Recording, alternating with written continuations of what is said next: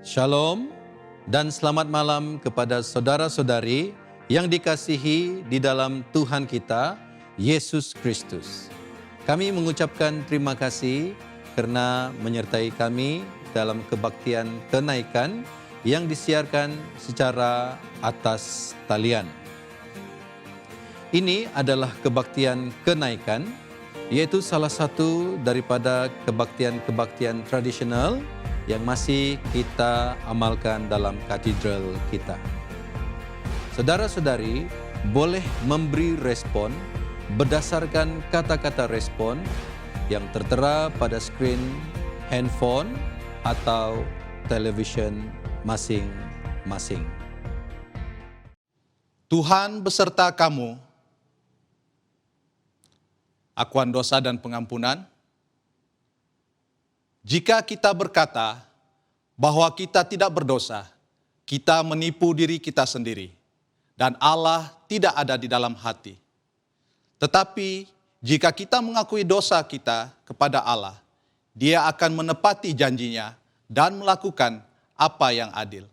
Dia akan mengampunkan dosa kita dan membersihkan kita daripada segala perbuatan yang salah.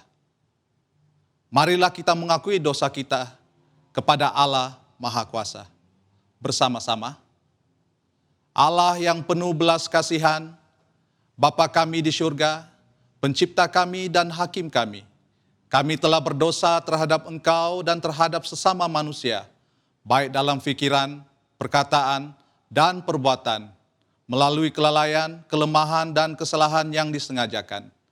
Kami sekarang bertaubat dan benar-benar menyesal atas kesalahan kami.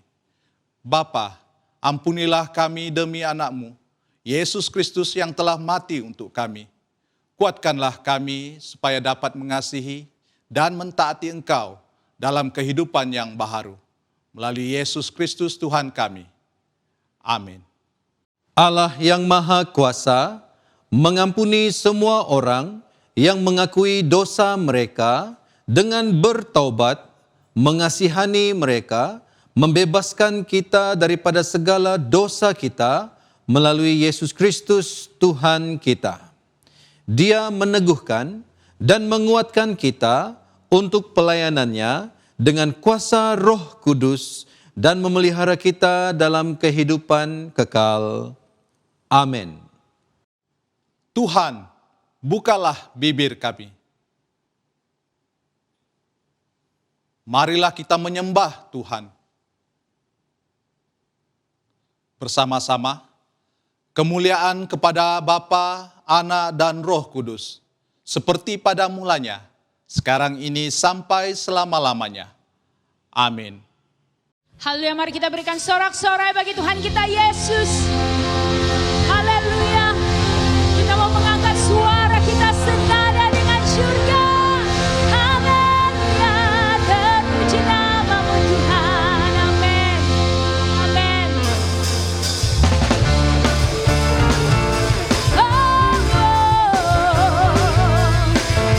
Kau hadir di tengah-tengah kami ya Tuhan. Tuhan, Engkau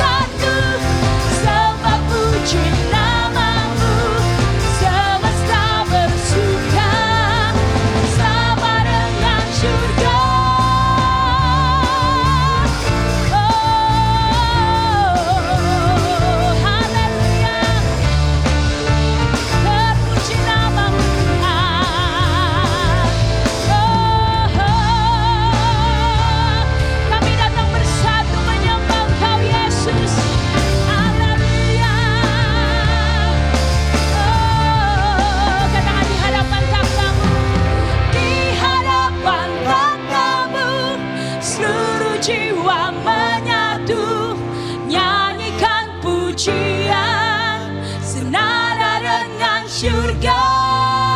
Kami datang bersatu, amin. Sembah puji namamu, semesta bersuka bersama dengan surga.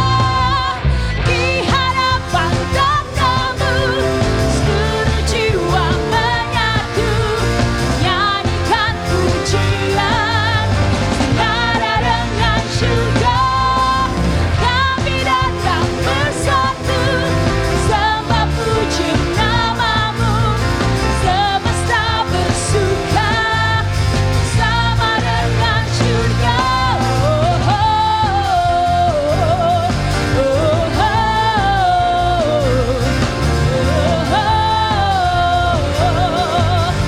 Senada dengan surga. Amin. Haleluya. Senada dengan surga. Terpuji namamu Tuhan Yesus. Oh haleluya. Engkau Tuhan yang luar biasa bagi kami Yesus. Dan kami percaya ya Tuhan, Roh Kudus-Mu tinggal di dalam kehidupan kami. Roh Kudus-Mu terus menyertai kami, menghibur setiap kami ya Tuhan. Mari pada saat ini kita mau terus menikmati hadirat Tuhan dan membuka hati kita supaya biarlah Roh Kudus-Nya terus memenuhi kehidupan kita. Haleluya Yesus, Engkau Tuhan yang ditinggikan, dimuliakan. Yesus Tuhan ditinggikan, dimuliakan dan naik ke surga. Dia berikan Roh Kudus-Nya, menguatkan dan menolong selalu. Sungguh ku rindu bersekutu denganmu selamanya. Sekali lagi bersama katakan, Yesus Tuhan ditinggikan. Yesus Tuhan ditinggikan, dimuliakan dan naik ke surga. Dia berikan Roh Kudus-Nya, menguatkan dan menolong selalu. Sungguh ku rindu bersekutu denganmu selamanya. Oh Allah Roh Kudus, Allah Roh Kudus, jamah hatiku dengan urapanmu. Rindu selalu dekat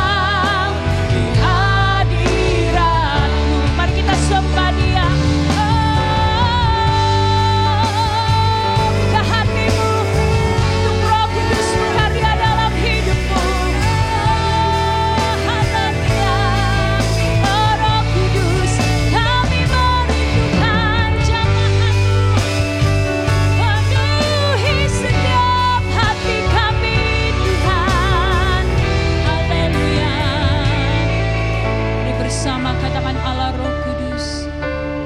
Allah Roh Kudus, jamah hatiku dengan urapanmu. Rindu selalu dekat denganmu, tinggal di hadiratmu. Allah Roh Kudus, Allah Roh Kudus, jamah setiap hati kami ya Tuhan. Kami merindukan urapan-Mu lebih lagi dalam hidup kami saat ini. Oh haleluya, rindu selalu dekat denganmu, tinggal di hadiratmu. Rindu selalu dekat denganmu, tinggal di hadiratmu. Rindu selalu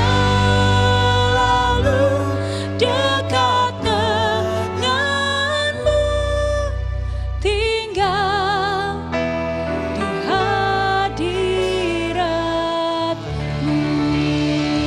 Haleluya, glory bagimu Yesus. Oh shikiara la bara bala bala bara bala bala la la la la shanda. Oh haleluya, shikiara la bala bala la la la shiki.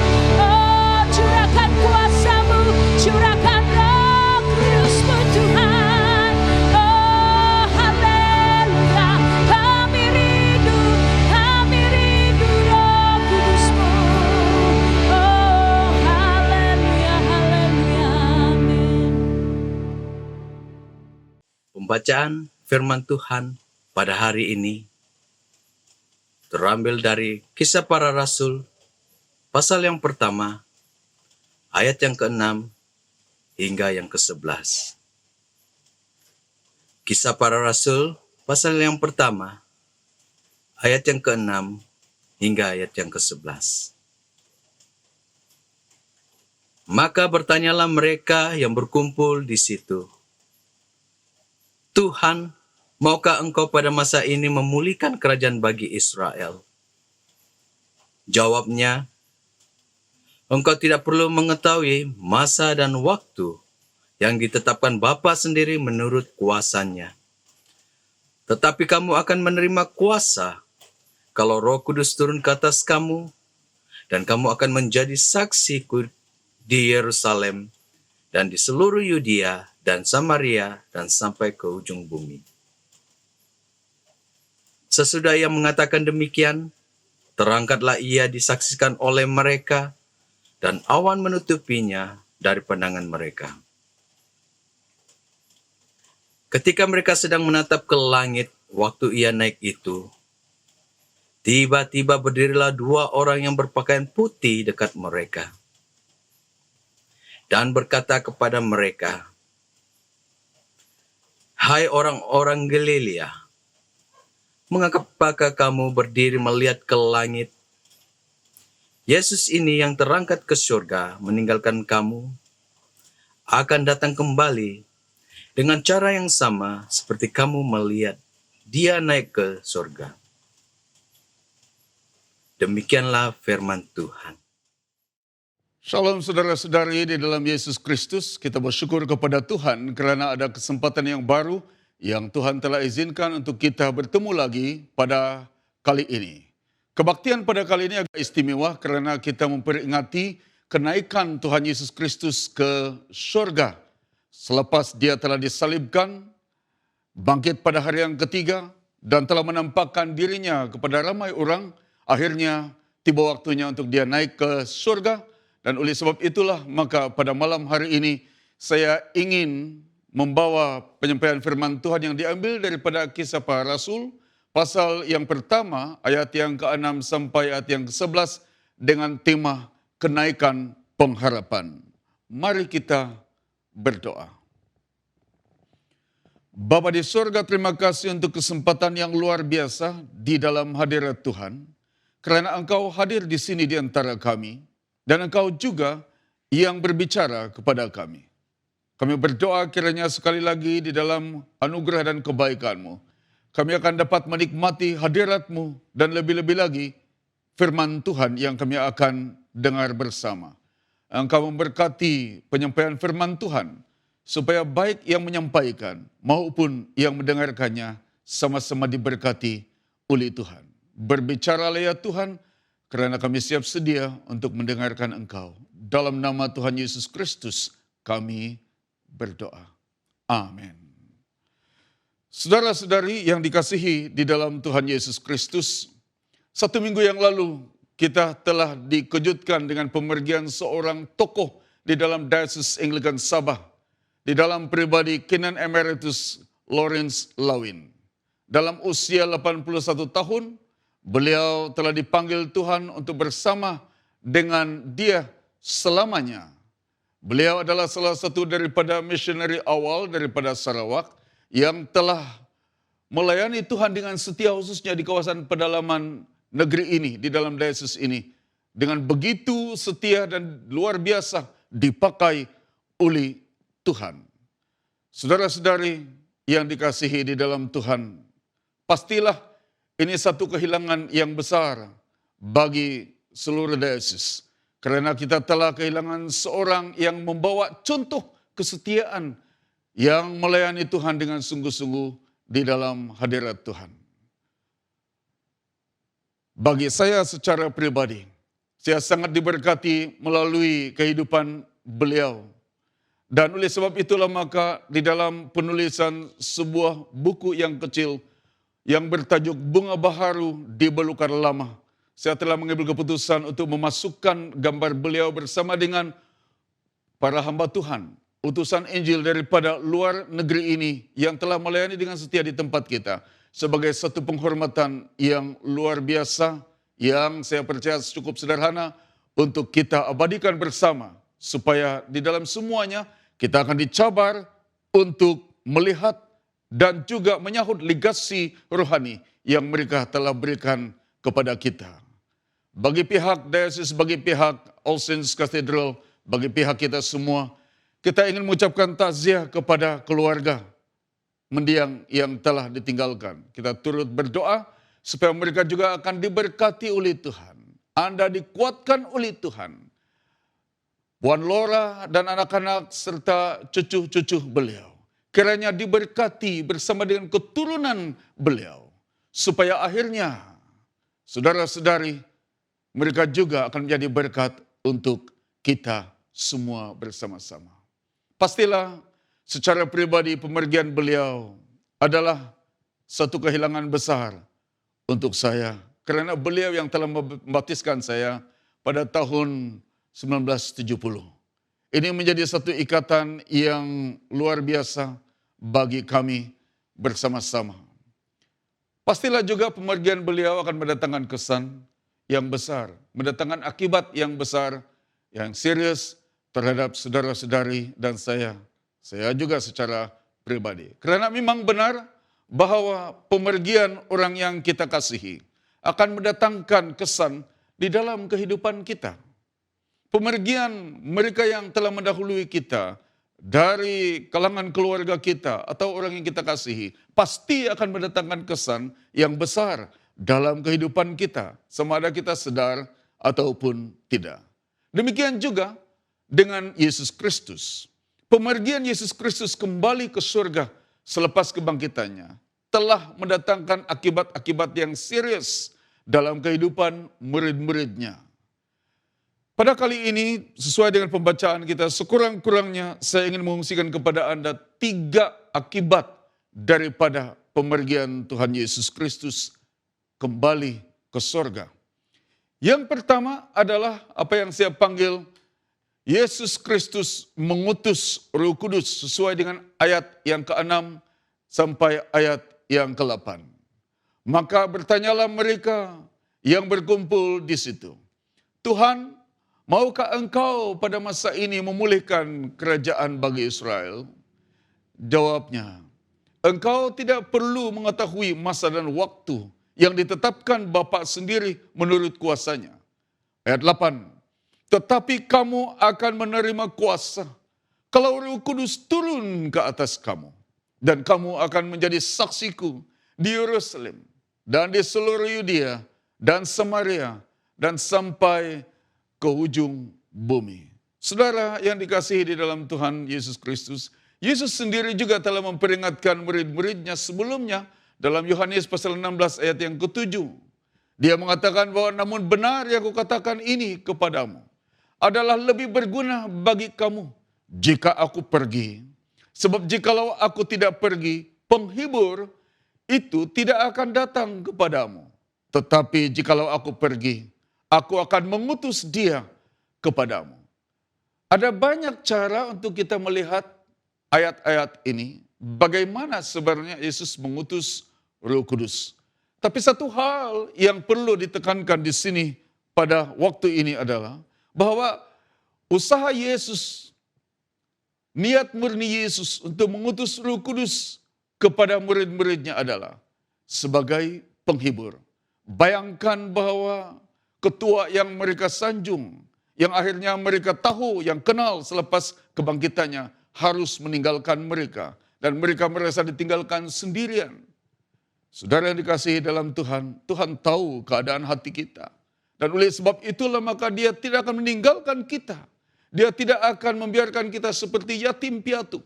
Dia akan bersama-sama dengan kita. Sebab itulah Yesus sendiri memberikan jaminan bahwa dia akan mengutus penghibur atau parakaleo atau praklektos yang mengambil satu konsep mengenai nama Roh Kudus ini sebagai seorang yang berjalan seiringan atau going side by side, yang berbicara mengenai seseorang yang menanggung beban bersama, yang menanggung rasa sunyi bersama, yang menanggung rasa kesulitan bersama.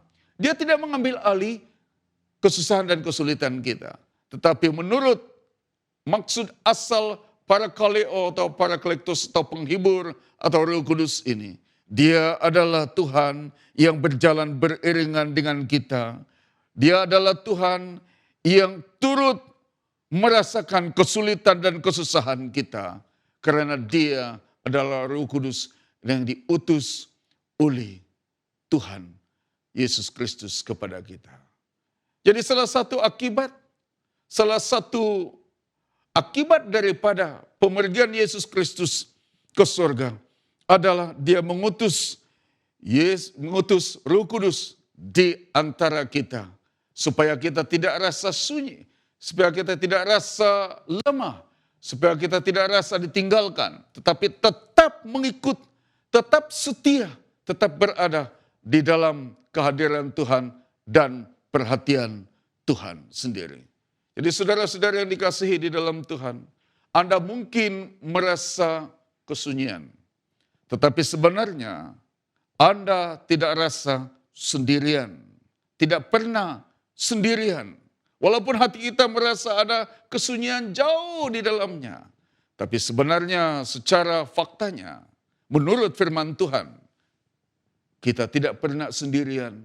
Karena Roh Kudus penghibur itu telah diutus oleh Tuhan Yesus Kristus untuk saudara-saudari dan saya. Dia berjalan seiringan dengan kita. Dia menjadi penghibur yang juga membawa konsep menguatkan kita di dalam kehidupan sebagai orang percaya bersama-sama. Saudara yang dikasihi di dalam Tuhan, akibat atau sebab yang kedua pemergian Yesus Kristus atau kenaikan Yesus Kristus ke surga adalah apa yang saya panggil Yesus Kristus mengupayakan murid-muridnya. Di dalam Kisah Para Rasul pasal yang pertama ayat 8 dikatakan begini. Tetapi kamu akan menerima kuasa kalau Roh Kudus turun ke atas kamu. Dan kamu akan menjadi saksiku di Yerusalem dan di seluruh Yudea dan Samaria dan sampai ke ujung bumi.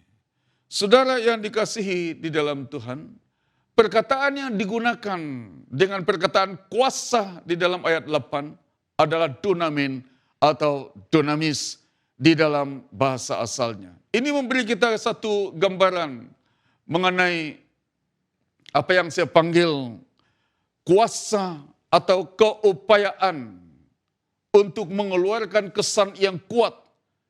Dan perkataan dunamis ini adalah satu daya dari dalam.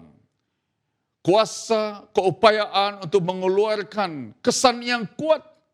Kuasa, kekuatan, keupayaan dari dalam yang dilakukan oleh Roh Kudus sendiri. Oleh kerana ada kuasa yang diutus ini, tujuan Tuhan adalah supaya kita ada kuasa untuk beraksi, bermaksud mengikut rencana Tuhan, tidak hidup di dalam kedagingan kita, tidak hidup di dalam kehendak dan keinginan kita sendiri yang tidak memuliakan Tuhan. Tapi Tuhan mengutus Roh Kudus supaya bila kita dipenuhi oleh Roh Kudus, kehidupan kita akan menyatakan bukan sahaja sekadar karunia Roh Kudus untuk melayani, tapi juga sebenarnya adalah aksi atau tindakan dan cara hidup kita dipimpin oleh Roh Kudus. Supaya bila kita beraksi dalam kehidupan kita, ternyata bahwa orang akan melihat buah Roh Kudus di dalam kehidupan kita bersama-sama. Dan buah Roh Kudus itu tidak boleh diperoleh dari luar, daripada keupayaan kita. Termasuk berapa banyak kita tahu mengenai Alkitab atau firman Tuhan atau soal-soal teologianya sekalipun. Hanya apabila benar-benar kita merelakan diri kita dipenuhi oleh Roh Kudus sendiri, maka kita akan dipimpin, kita akan dikuasai oleh Roh Kudus untuk beraksi hidup sebagai orang Kristen yang sebenarnya. Selain daripada itu, kita juga diberikan kuasa untuk bersaksi, bukan sekadar beraksi sebagai seorang Kristen yang punya kehidupan yang menyenangkan hati Tuhan akibat daripada penguasaan dan pimpinan Roh Kudus, tapi juga bersaksi. Bermaksud ada kesaksian mengenai siapa Tuhan itu. Ada kesaksian mengenai siapa penyelamat kita. Karena salah satu pekerjaan Roh Kudus adalah Dia akan mengupayakan kita untuk memuliakan Yesus Kristus. Dia akan mengupayakan kita untuk mengenal kebenaran itu. Dia akan mengupayakan kita untuk bersaksi bagi kemuliaan Tuhan. Jadi kuasa dunamis ini memberikan kita satu kuasa dari dalam yang hanya boleh dilakukan oleh Roh Kudus dan menyenangkan hati Tuhan untuk beraksi dan bersaksi bagi kemuliaan Tuhan. Akibat yang ketiga, apa yang saya panggil Yesus Kristus akan datang kembali. Ini terdapat di dalam Kisah Para Rasul pasal yang pertama, ayat 9 sampai ayat yang ke-11. Sesudah ia mengatakan demikian, terangkatlah ia disaksikan oleh mereka, dan awan menutupnya dari pandangan mereka. Ketika mereka sedang menatap ke langit, waktu ia naik itu, tiba-tiba berdirilah dua orang yang berpakaian putih dekat mereka, dan berkata kepada mereka, "Hai orang-orang Galilea, mengapakah kamu berdiri melihat ke langit? Yesus ini yang terangkat ke surga meninggalkan kamu akan datang kembali dengan cara yang sama seperti kamu melihat dia naik ke surga." Saudara yang dikasihi di dalam Tuhan, kedatangan Yesus yang pertama telah dinubuatkan oleh para nabi sekian lama. Kedatangannya telah diberitahu oleh para nabi bertahun-tahun lamanya. Dan telah digenapi bila Yesus Kristus lahir di Bethlehem. Itu berarti bahwa Tuhan yang sama, yang boleh dipercayai, yang telah berjanji bahwa dia akan datang kembali, pasti akan menggenapi janjinya bahwa Yesus akan datang kembali. Ada beberapa persoalan mengenai kedatangan Yesus Kristus yang kedua kali, yang sangat sederhana bagi kita bersama-sama. Yang pertama, mengapa dia harus datang kembali? Bukankah baik dia sudah naik ke surga, dia tinggal di sana? Dia sudah naik ke surga, dia menikmati kemuliaan, berada di sana bersamanya di atas takhta kerajaan surga selama-lamanya. Tapi tidak demikian dengan Tuhan Yesus Kristus. Di dalam Yohanes pasal yang ke-14 ayat 1 sampai ayat yang ketiga berbunyi begini. Janganlah gelisah hatimu, percayalah kepada Allah, percayalah juga kepadaku. Di rumah Bapakku banyak tempat tinggal. Jika tidak demikian, tentu aku mengatakannya kepadamu. Sebab aku pergi ke situ untuk menyediakan tempat bagimu. Dan apabila aku telah pergi ke situ dan telah menyediakan tempat bagimu, dengar baik-baik, Yesus berkata, aku akan datang kembali dan membawa kamu ke tempatku. Supaya di tempat di mana aku berada, kamu pun berada. Niat murni Tuhan Yesus datang kedua kali bukan lagi sebagai penyelamat seperti di Bethlehem, seperti kedatangannya yang pertama. Tapi dia datang sebagai hakim dan dia akan membawa kita ke tempat di mana dia berada. Kita yang percaya, yang telah menerima dia sebagai Tuhan dan penyelamat. Sebab itu bila dia telah naik ke surga, dia menyediakan tempat bagi saudara-saudari dan saya. Dan bila sudah sampai waktunya, dia akan datang kembali. Sebagaimana dia telah katakan, aku akan datang kembali dan membawa kamu ke tempatku. Supaya di tempat di mana aku berada, kamu pun berada. Itulah maksud Tuhan. Bila dia ingin datang kedua kali, bermaksud bahwa dia mau mengambil kita yang percaya. Membawa kita kembali. Supaya di tempat di mana dia berada, kita pun berada di sana bersama-sama dengan dia. Bagaimanakah dia datang? Di dalam 1 Tesalonika pasal yang keempat ayat 15 sampai 17. Ini kami katakan kepadamu dengan firman Tuhan. Kita yang hidup, yang masih tinggal sampai kedatangan Tuhan, sekali-kali tidak akan mendahului mereka yang telah meninggal. Sebab pada waktu tanda diberi, yaitu pada waktu penghulu malaikat berseru dan sangkakala Allah berbunyi, maka Tuhan sendiri akan turun dari surga. Dan mereka yang mati dalam Kristus akan lebih dahulu bangkit. Sesudah itu, kita yang hidup, yang masih tinggal, akan diangkat bersama-sama dengan mereka dalam awan menyungsung Tuhan di angkasa. Demikianlah kita akan selama-lamanya bersama-sama dengan Tuhan. Sekali lagi, di dalam ayat yang ke-17 ditekankan bahwa maksud Tuhan untuk melakukan semua ini, khususnya bila dia datang untuk kedua kalinya, adalah supaya selama-lamanya saudara dan saya bersama-sama dengan dia. Sehingga di dalam ayat yang ke-16 dikatakan, Tuhan sendiri akan turun dari surga. Lihat, kasih Tuhan ini tidak pernah berakhir. Walaupun dia sudah naik ke surga, dia berjanji dia sendiri akan turun membawa saudara-saudari dan saya yang percaya kepadanya, yang telah menerima dia sebagai Tuhan dan penyelamatnya secara pribadi. Selama-lamanya bersama-sama dengan dia. Namun ada juga orang bertanya, sudah sekian lama dalam firman Tuhan, Yesus Kristus berjanji untuk datang kembali. Sehingga jemaat di Tesalonika ada dua kumpulan. Yang satu kata, Yesus itu masih lagi lama datang. Kita serenuk dulu, kita enjoy dulu. Tidak lama dia datang baru kita bertobat. Dan mereka hidup sesuka hati. Karena mereka mengatakan bahwa Yesus masih lagi lama. Kedatangannya masih lagi lama. Tapi ada satu kumpulan lain. Jangan kau main-main. Yesus tidak lama lagi datang.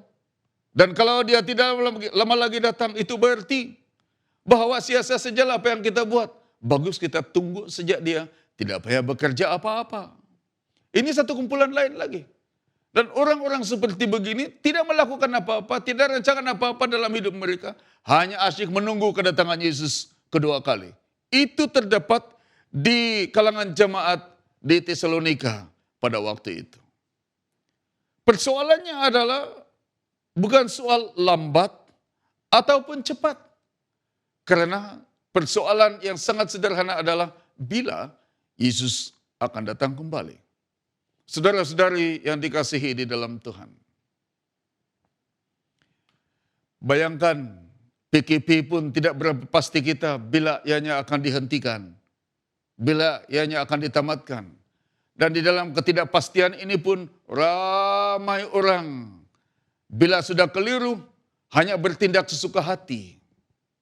Tidak menurut apa yang telah pun ditetapkan oleh pihak berwajib dan pihak yang berkuasa.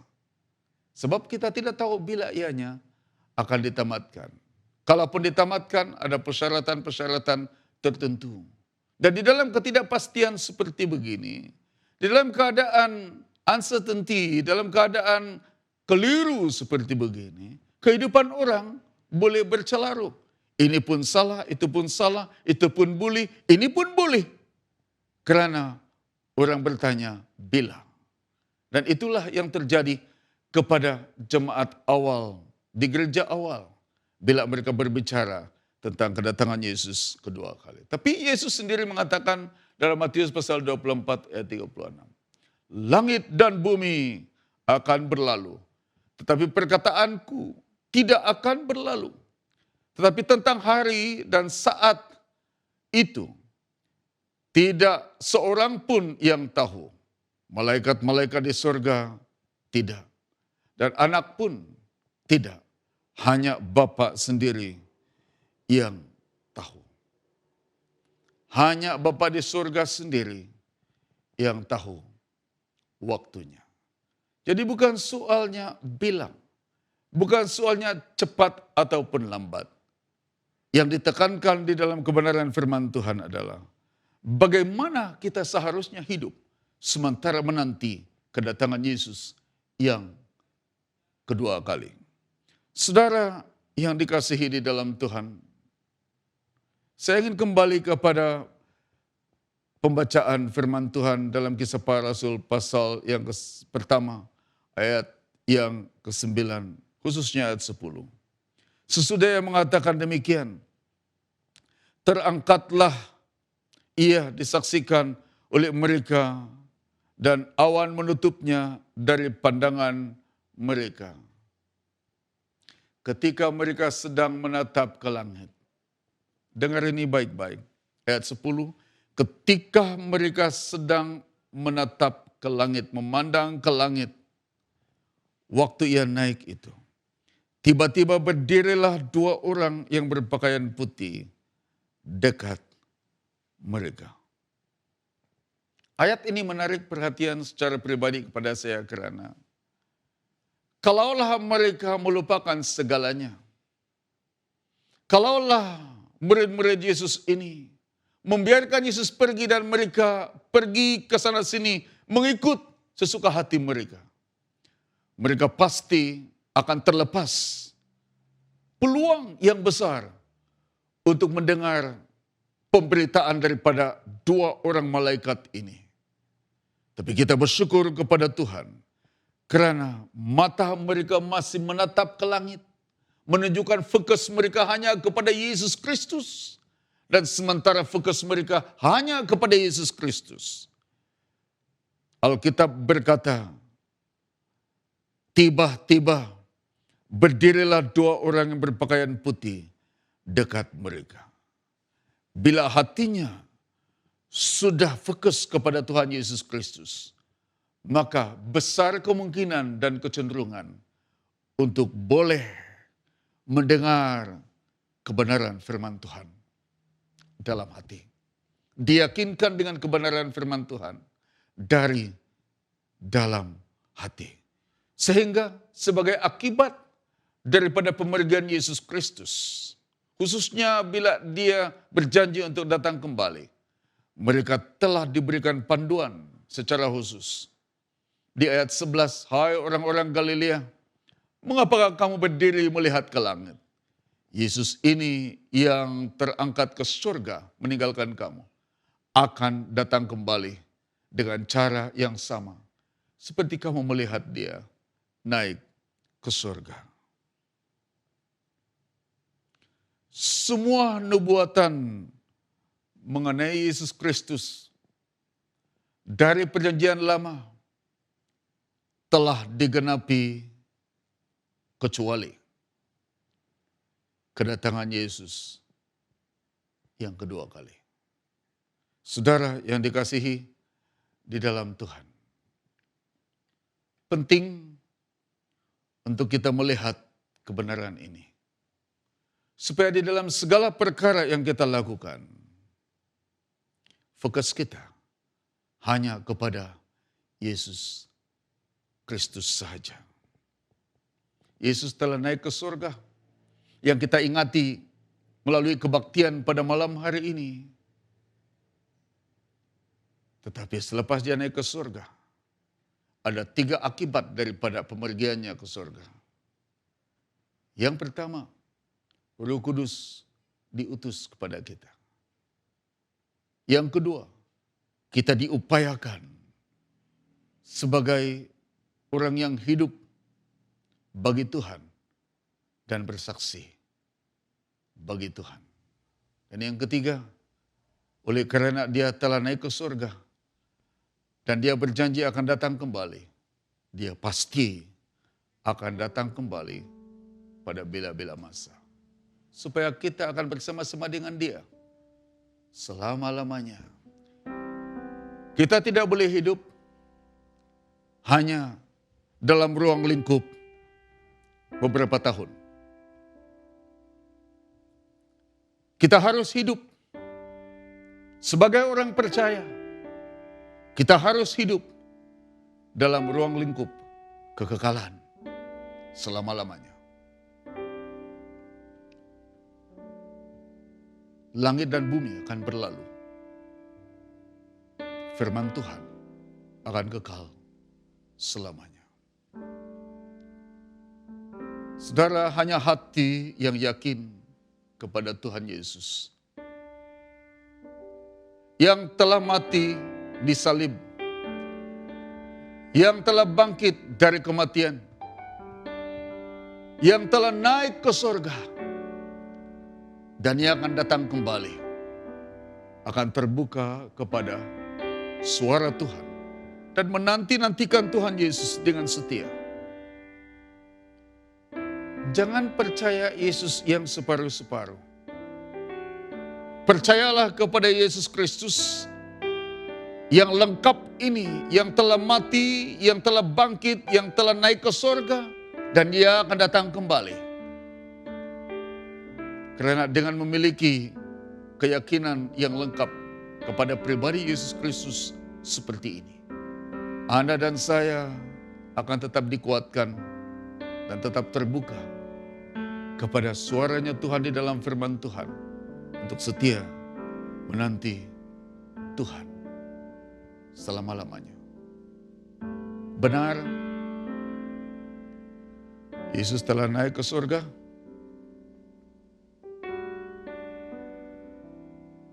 tapi dia akan datang kembali. Dia tidak akan membiarkan kita seperti yatim piatu. Dia akan kembali. Sebab itu kenaikannya ke surga adalah kenaikan pengharapan di dalam Tuhan.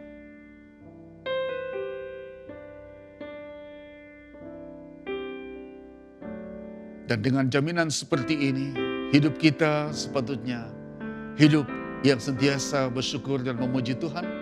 Hidup kita, kehidupan yang sebenarnya sentiasa bersyukur kepada Tuhan dalam segala keadaan. Dan hidup yang sentiasa mengagungkan Tuhan bersama-sama.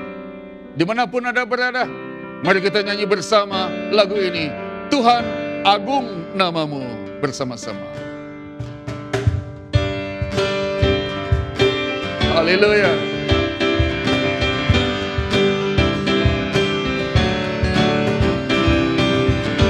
Tuhan agung namamu, Tuhan agung memujimu, Tuhan kau dalam hidupku, Tuhan kau selamatkan kami. Yesus datang dari surga, pimpin kami dari bumi ke salib, terus kami dari salib ke kubur, dari kubur ke surga, ku tinggikan namamu. Tuhan agung namamu, Tuhan agung memujimu, Tuhan kau dalam hidupku, Tuhan kau selamatkan kami. Yesus datang dari surga, pimpin kami dari bumi ke salib, terus kami dari salib ke kubur, dari kubur ke surga, ku tinggikan namamu. Yesus datang dari surga, Yesus datang dari surga, pimpin kami dari bumi ke salib, terus kami dari salib ke kubur, dari kubur ke surga, ku tinggikan namamu. Yesus datang dari surga, Yesus datang dari surga, pimpin kami dari bumi ke salib, terus kami dari salib ke kubur, dari kubur ke surga, ku tinggikan namamu, ku tinggikan namamu, Yesus, ku tinggikan namamu.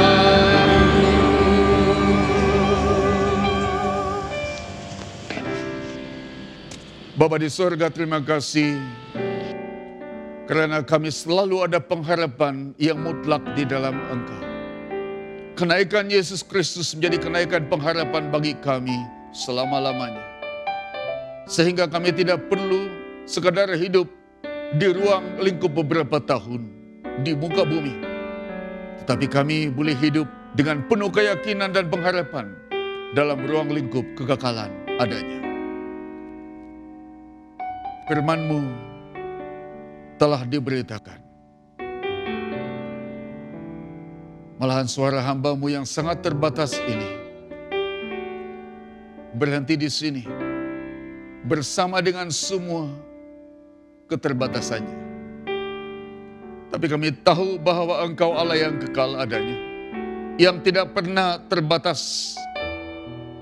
Roh Kudus yang sama yang telah diutus oleh Yesus Kristus, yang mengupayakan orang percaya sepenuhnya untuk kemuliaan-Mu, akan memperingatkan kami akan kebenaran firman Tuhan, supaya kami sentiasa berkenan kepada-Mu bagi kebesaran dan keagungan nama Tuhan. Terima kasih ya Tuhan. Di dalam nama Tuhan Yesus Kristus kami berdoa. Amin. Tuhan memberkati Anda semua. Amin. Bersama-sama, saya percaya kepada Allah yang tunggal, Bapa yang Maha Kuasa, Pencipta langit dan bumi. Saya percaya kepada Tuhan Yesus Kristus, Anak tunggal Allah yang dilahirkan oleh anak darah Maria. Dia menderita semasa pemerintahan Pontius Pilatus. Dia disalibkan, mati, lalu dikuburkan. Pada hari yang ketiga, dia bangkit, dia naik ke surga, dia duduk di sebelah kanan Bapa. Dia akan datang kembali untuk menghakimi orang yang masih hidup dan yang sudah mati. Saya percaya kepada Roh Kudus, gereja sedunia yang kudus, dan daripada rasul-rasul, pengampunan dosa, kebangkitan hidup, dan kehidupan yang kekal. Amin. Shalom Jemaat Tuhan, sekali lagi kami ucapkan selamat datang ke ibadah atas talian. Kami bersyukur atas kesetiaan Anda dalam ibadah bersama-sama dengan kami.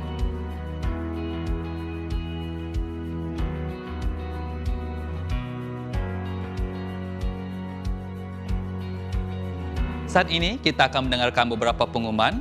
Pengumuman pertama adalah berkaitan dengan perjamuan suci yang akan diadakan atas talian pada 24 Mei yaitu Ahad ini. Mari kita lihat di skrin yang tertera. Persediaan perjamuan suci atas talian. Jemaat diminta untuk menyediakan roti atau biskut dan juga wine atau rebina atau jus untuk pengudusan semasa ibadah berlangsung. Dan juga jangan lupa untuk menyediakan hati Anda untuk menerima perjamuan dengan rasa bersyukur dan bersukacita. Seterusnya, ada beberapa langkah praktikal untuk menyediakan perjamuan suci atas talian. Pertama, sediakan meja. Gunakan kain putih atau kertas tisu untuk alas meja.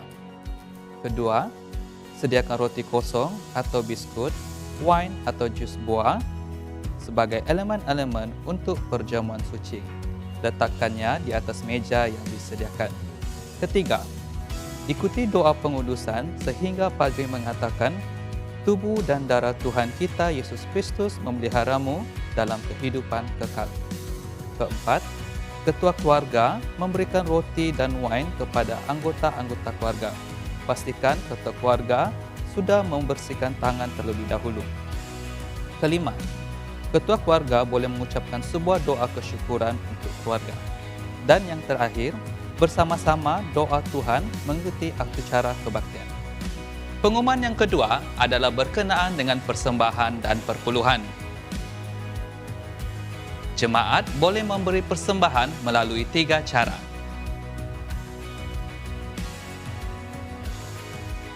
Cara pertama, pemindahan atas talian kepada nomor akaun gereja seperti yang tertera.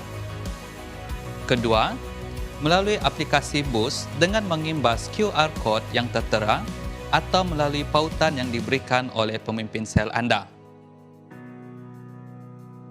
Dan yang ketiga, Anda boleh menghantar persembahan Anda ke pejabat gereja sendiri, yaitu pada hari Isnin, Rabu atau Jumaat bermula pada jam 8 pagi sehingga jam 2 petang. Hanya ini pengumuman, mari kita teruskan ibadah kita. Jemaat Tuhan, mari kita berdoa. Bapa kami yang di syurga, dikuduskanlah namamu, datanglah kerajaan-Mu, jadilah kehendak-Mu di bumi seperti di syurga. Berikanlah kami pada hari ini makanan kami yang secukupnya, dan ampunilah kami akan kesalahan-kesalahan kami, seperti kami juga mengampuni orang yang bersalah kepada kami. Janganlah membawa kami ke dalam pencobaan, tetapi lepaskanlah kami daripada yang jahat. Kerana Engkaulah yang punya kerajaan, kuasa dan kemuliaan sekarang dan selama-lamanya. Amin. Saudara, mari kita kembali ke tempat masing-masing dan membawa berkat daripada Tuhan. Sentosa Allah yang melebihi pengertian manusia, memeliharakan hati dan jiwa kamu di dalam pengetahuan dan kasih Allah dan anaknya Yesus Kristus Tuhan kita. Dan berkat Allah yang Maha Kuasa, Bapa, Anak, dan Roh Kudus, beserta dengan kamu dan tinggal serta dengan kamu sampai selama-lamanya. Amin. Pergilah dengan damai sejahtera dan layanilah Tuhan. Dalam nama Kristus. Amin. Haleluya, mari kita berikan sorak-sorai bagi Tuhan kita Yesus.